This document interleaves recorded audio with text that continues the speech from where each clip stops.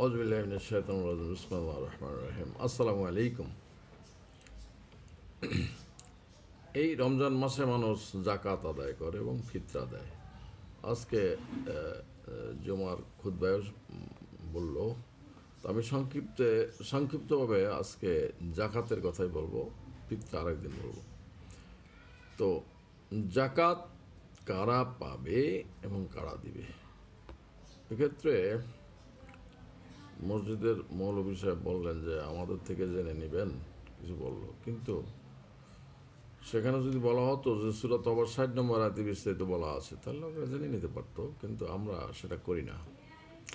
এজন্য তো আল্লাহ বলছেন, যারা আল্লাহর কিতাবকে গোপন করে, তাদের বিনিময়ে তুচ্ছ মূল্য গ্রহণ করে, তারা তাদের উদরে আগুন ছাড়া আর ঢুকায় না, তাদের সাথে আল্লাহ কথা বলবেন না, তাদেরকে পবিত্র করবেন না। যা হোক, আমরা আজকে আসি টু দ্য পয়েন্ট।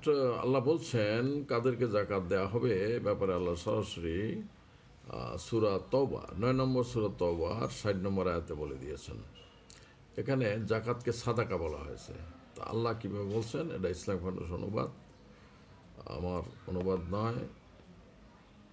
সাদাকা তো কেবল তাদের জন্য যারা নিঃস্ব, অভাবগ্রস্ত, জাকাত আদায়ের জন্য যারা কাজ করে তাদের জন্য, ইসলামের দিকে যাদের চিত্ত আকর্ষণ করা হবে তাদের জন্য,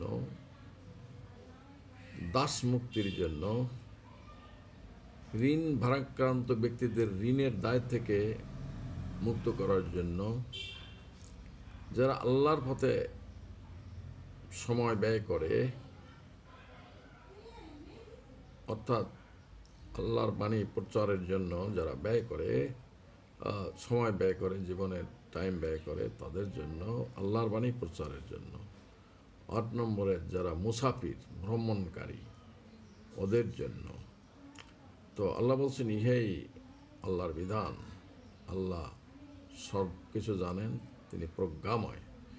তো কাদেরকে দেওয়া হবে পরিষ্কারভাবে কোরআনে এটা বলা আছে, আমরা এখান থেকে এটা জেনে নেব এবং অন্যদেরকে এটা জানিয়ে দেব যে জাকাত কারা পাবে, জাকাত পাওয়ার উপযুক্ত কারা, ব্যাপারে স্বয়ং আল্লাহ তাআলা ৯ নম্বর সূরা তওবার ৬০ নম্বর আয়াতে ওহী নাজিল করে রাসূলকে বলেছেন, রাসূল সাল্লাল্লাহু আলাইহি ওয়াসাল্লাম আমাদেরকে বলেছেন, এবং আমরা কোরআন থেকে সেটা জেনে নিতে পারি।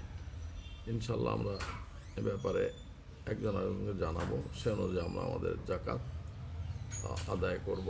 আপনাদের সকলের প্রতি সালাম।